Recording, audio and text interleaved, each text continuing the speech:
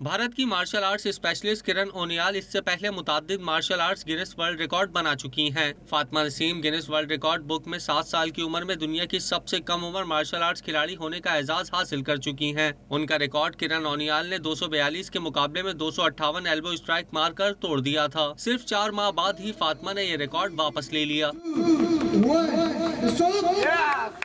फातिमा नसीम ने 1 मिनट में 258 के मुकाबले में 272 मरतबा दोनों हाथों से कोहनी को टारगेट पर हिट किया और वाज़े बरतरी के साथ रिकॉर्ड पाकिस्तान के नाम किया। फातिमा नसीम ने रिकॉर्ड पाकिस्तान आर्मी के नाम कर दिया। मुझे फौजी बनने का बहुत शौक है, इसलिए मैं अपना ये रिकॉर्ड पाकिस्तान आर्मी के नाम करती हूँ। जिस तरह पाकिस्तान आर्मी अपने मुल्क के लिए खिदमत करते हैं, इसलिए मैं भी चाहती हूँ कि मैं अपने मुल्क के लिए मजीद आर्मी रिकॉर्ड बना के पाकिस्तान का झंडा बुलंद करूँ और मजीद खिदमत करूँ। गिनेस वर्ल्ड रिकॉर्ड ने ईमेल के जरिए रिकॉर्ड की तस्दीक कर दी।